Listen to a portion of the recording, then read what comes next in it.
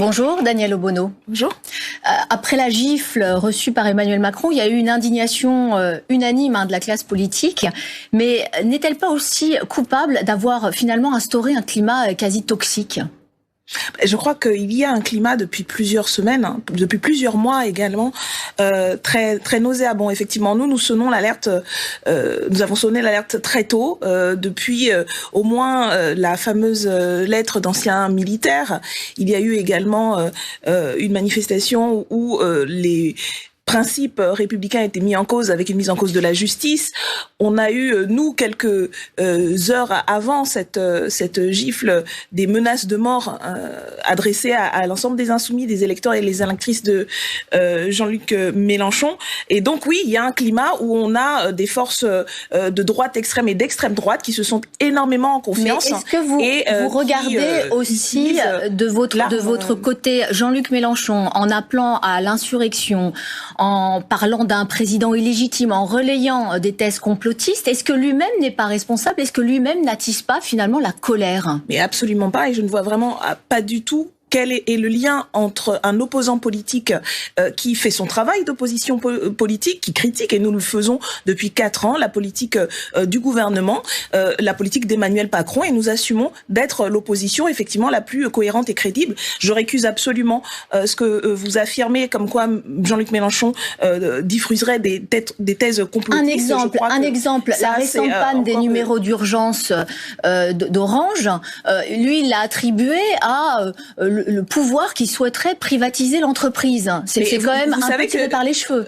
Non, excusez-moi, je crois que on a l'expérience maintenant depuis un certain nombre d'années d'une stratégie, et ça, encore une fois, ce n'est pas que Jean-Luc Mélenchon qui le dit. En premier lieu, les syndicalistes des entreprises concernées qui constatent que les services publics sont mis à mal d'une certaine manière, de manière délibérée. Ça a été le cas donc pour vous, d'un certain nombre de services publics la panne des numéros d'urgence, c'est parce que l'État cherche à privatiser Orange. Mais écoutez, il y a en ce moment même des débats sur des numéros uniques au niveau européen, et on a là une stratégie. Encore une fois, ce n'est pas que Jean-Luc Mélenchon qui le constate, d'autres responsables politiques ont pointé ce fait-là, et ça a été vrai sur France Télécom, ça a été vrai sur toutes les entreprises qu'on a privatisées. Au départ, on nous disait bien sûr que non, ce ne serait pas privatisé. Ensuite, on a mis en scène des difficultés ici, des problèmes là, pour justifier le fait que finalement les services publics ça ne sert à rien. Non, il n'y a rien de complotiste, il s'agit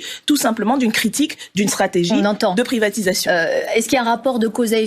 Je ne sais pas. En tout cas, dans le dernier baromètre IFOP pour Paris Match, Jean-Luc Mélenchon, il perd 10 points donc de bonnes opinions. Il en est à 28% de bonnes opinions. Et surtout, c'est 40 points de moins qu'au début du quinquennat. Est-ce qu'il est toujours l'homme de la situation ? Écoutez, je crois qu'après le quinquennat qu'on vient de vivre, où nous avons été sous un constant barrage politico-médiatique, où on en arrive à expliquer qu'en fait certains préféraient voter Marine Le Pen que Jean-Luc Mélenchon, où il y a eu effectivement une dédiabolisation de l'extrême droite qui a aussi alimenté ce que vous constatiez au début, effectivement une atmosphère extrêmement nauséabonde. Aujourd'hui, le discours d'extrême droite est devenu normalisé, et effectivement face à cela, je crois que finalement être en tête aujourd'hui des votes à gauche pour 2022, ce n'est pas si mal quand on voit à quel point, de manière stratégique, effectivement, Jean-Luc Mélenchon n'a eu de cesse d'être disqualifié et d'être caricaturé dans ses propos. Donc je crois que aujourd'hui, de fait, d'autres sondages, et la plupart des sondages jusqu'à aujourd'hui, montrent qu'il est aujourd'hui le candidat à gauche qui rassemble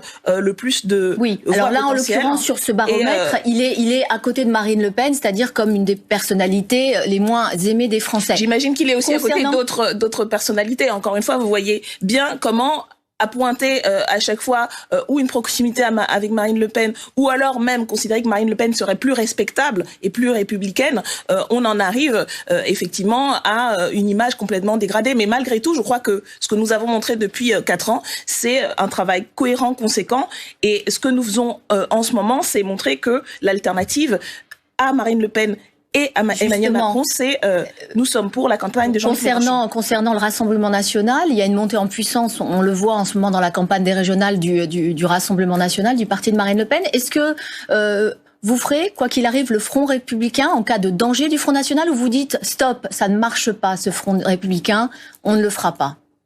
Écoutez, ça dépend de quelle région vous parlez. Nous, dans tous les cas, nous avons eu une stratégie justement d'union populaire en proposant à l'ensemble des forces de gauche de se rassembler sur des programmes concrets. Alors l'union elle est à géométrie variable dans les régionales. Oui, mais ça a été le choix des différentes forces qui ont préféré parfois exclure la France insoumise plutôt que, comme c'est le cas en PACA, plutôt que de se rassembler et puis justement de ne pas être dans une situation absolument intolérable où quasiment dans certaines régions c'est la droite et l'extrême droite qui font une course à l'échalote sécuritaire. Donc quelle sera votre position concernant le Front républicain?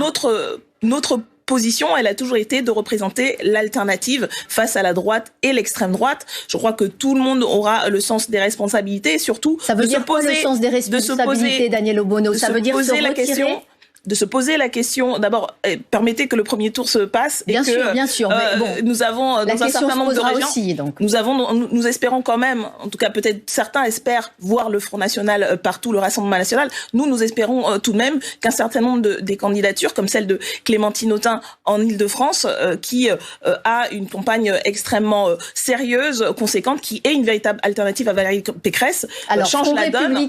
Et de ce point de vue-là, nous espérons être en position de rassembler. Adrien Quatennens, il dit que ça marche pas. Cas, lui, il le dit. Il dit non, nous, c'est fini le Front républicain. Vous dites la même chose. La question, c'est de quoi on parle? Est-ce qu'on parle de mener une campagne jusqu'au bout pour faire en sorte qu'on fasse reculer les idées de l'extrême droite? Nous avons appelé depuis des semaines à une mobilisation de masse contre ces idées, contre ce climat. Samedi, il y a une manifestation avec plus d'une centaine d'organisations à Paris et dans le reste de la France pour les libertés et contre les idées d'extrême droite. Nous mettons l'accent sur la mobilisation citoyenne dans la rue et dans les urnes pour battre l'extrême droite. J'ai pas tout à fait compris encore si vous souhaitiez ou pas le Front républicain. Une dernière question nous souhaitons, et je pense que ça doit être clair, nous souhaitons battre le Front National dans la rue et dans les urnes. Voilà pourquoi nous appelons massivement à être présents le 12 et à voter pour les candidatures de la France Insoumise aux régions.